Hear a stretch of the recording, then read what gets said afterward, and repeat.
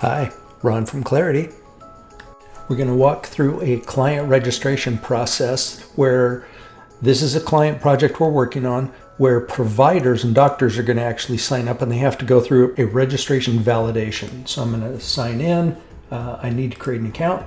So we'll go ahead and create an account.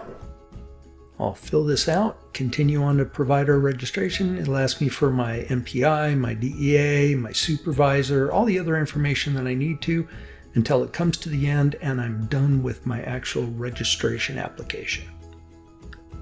All right, thank you for registering as a provider. It's pending approval. So this is going to go into the approver for them to evaluate the MPI, DEA numbers, and what role I might take as well.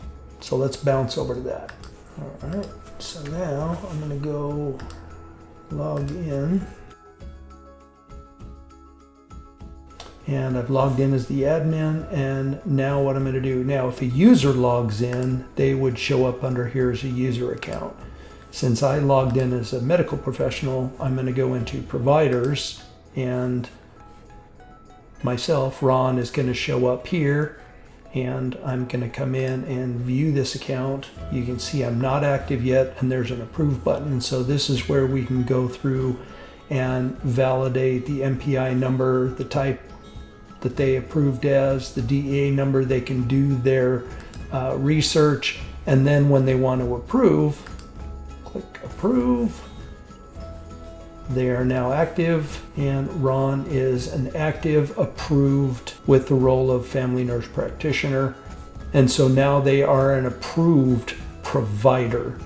I still have later, I could go into the user account and go into Ron's user account and view them and have additional capabilities to add additional roles aside from provider and other information. So here's roles. You can see because I registered as a provider and got approved, I already have the provider role, but I could make them a global administrator. I could add patient. I could add additional custom roles on top of that.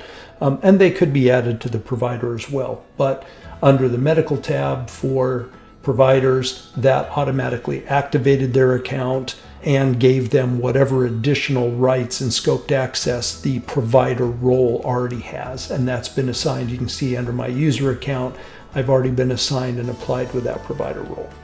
So that is a customized registration and validation process that goes through and gets some additional information for a provider and then goes back to their network for approval. Thanks for watching.